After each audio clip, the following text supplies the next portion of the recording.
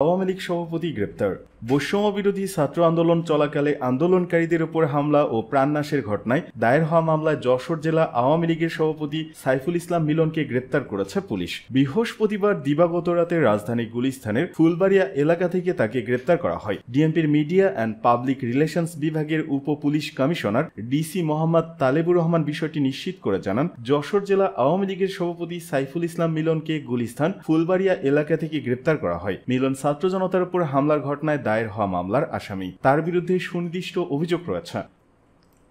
এদিকে আওয়ামী লীগের অপকর্মের দায় নিতে রাজি নয় 14 দলের শরিকরা। ছাত্র জনতার গণ অভ্যুত্থানে আওয়ামী লীগ সরকারের পতনের পর স্মরণকালের মহা বিপর্যয় ঘটেছে দলটির। প্রধানমন্ত্রী পদ থেকে পদত্যাগ করে আওয়ামী লীগের প্রধানের ভারতে পালিয়ে যাওয়া এবং দলটির সব পর্যায়ের নেতা, মন্ত্রী ও এমপিদের আত্মগোপনে চলে যাওয়ার পরই দীর্ঘদিন ধরে সুখে দুঃখে পাশে থাকা জোটসঙ্গী দলগুলো বোল পাল্টাতে শুরু করেছে। জোটসঙ্গী হিসেবে টানা 16 বছর সরকারের নানা সুযোগ সুবিধা ভোগ করলেও এখন আওয়ামী লীগের অতীতের কোনো অপকর্মের দায়ভার নিতেও রাজি নয় শরিক দলগুলো। যদিও গণহত্যার হুকুমদাতা হিসেবে আওয়ামী লীগ এবং 14 দলের শরিক দলগুলোর বিরুদ্ধে আন্তর্জাতিক অপরাধ ট্রাইব্যুনালে গত বুধবার একটি অভিযোগ দায়ের করা হয়। এই বিষয়টি নিয়ে জোট সঙ্গীরা বেশ অস্বস্তিতে পড়েছেন। অভিযোগ প্রাথমিক অবস্থায় থাকায় বিষয়টি আপাতত পর্যবেক্ষণ করছেন জোটের শরিকরা। তাদের মতে, জোটের প্রত্যেক দলের নিজস্ব গঠনতন্ত্র আছে, তাদের রাজনৈতিক আদর্শ আছে। যদিও মুক্তিযুদ্ধের চেতনায় বিশ্বাসের উপর ভর করে আওয়ামী লীগ নেতৃত্বাধীন জোট গঠন হয়েছিল সেই 2004 সালে। এরপর 2008 সালে ডিসেম্বরে নির্বাচনে জয়লাভের মধ্য দিয়ে টানা 16 বছর আওয়ামী লীগ নেতৃত্বাধীন জোট রাষ্ট্রীয় ক্ষমতায় থাকলেও সরকারের মন্ত্রী, এমপি সহ অন্যান্য সুযোগ সুবিধা নেওয়াদের মধ্যে ওয়ার্কার্স পার্টি, জাসদ, জাপা, তরিকত ফেডারেশন অন্যতম।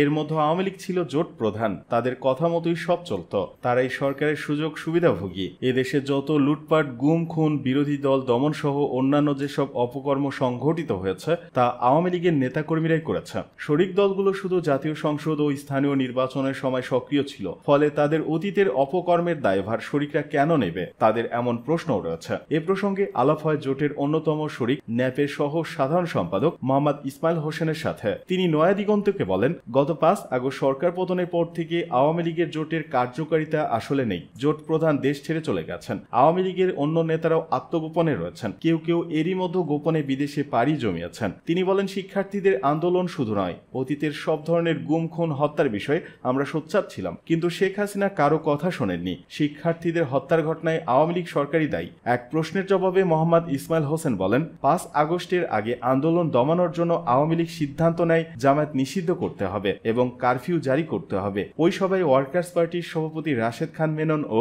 জাসদ সভাপতি হাসানুল হক ইনু উপস্থিত ছিলেন। আমাদের কাউকে ডাকা হয়নি, আমরা সরকারেও ছিলাম না। অতএব আওয়ামী লীগের এসব অপকর্মের দায়ভার আমরা নেব না। সাম্যবাদী দলের সম্পাদক দিলীপ বড়ুয়া ব্যক্তিগত মোবাইল নম্বরে বন্ধ পাওয়া গেলেও কথা হয় কমিউনিস্ট কেন্দ্রের আহ্বায়ক ডক্টর ওয়াজিদুল ইসলামের সাথে। তিনি নয়া দিগন্তকে বলেন, আমরা সব সময় গুম, খুন, হত্যার বিপক্ষে ছিলাম। সব সময় জোটের মিটিংয়ে বলার চেষ্টা করেছি, কিন্তু শেখ হাসিনা কারো কথাই শোনেননি। তারপর জোটগতভাবে হলেও কিছু কিছু বিষয় দ্বিমত থাকার পরও বাধ্য হয়ে সমর্থন দিতে হয়েছে। তাই আমি মনে করি, যারা সরকারে ছিল দায়ভার তাদের সবার উপরই বর্তায়। নাম প্রকাশে অনিচ্ছুক আওয়ামী জোটের আরেক শরিক গণতান্ত্রিক পার্টির সাবেক এক সাধারণ সম্পাদক বলেন, শেখ হাসিনা কৌশলে 14 দলের কোমর একেবারে ভেঙে দিয়েছে। 14 দল ভেঙে এখন 28 দলে পরিণত হয়েছে। তিনি বলেন, ঢালাওভাবে 14 দলকে দায়ী করা ঠিক হবে না। জোটের মতো যেসব দল আওয়ামী লীগ সরকারের মন্ত্রী, এমপি ছিলেন, আওয়ামী লীগ সরকারে বিশেষ সুবিধাপ্রাপ্ত ছিলেন, কেবল তারাই দায়ভার নেবেন। অন্যরা তো আওয়ামী লীগের অপকর্মের দায় নিতে পারে না। তার ওই বক্তব্যের দ্বিমত পোষণ করে ভিন্ন সুরে কথা বলেছেন জাসদের সহ সভাপতি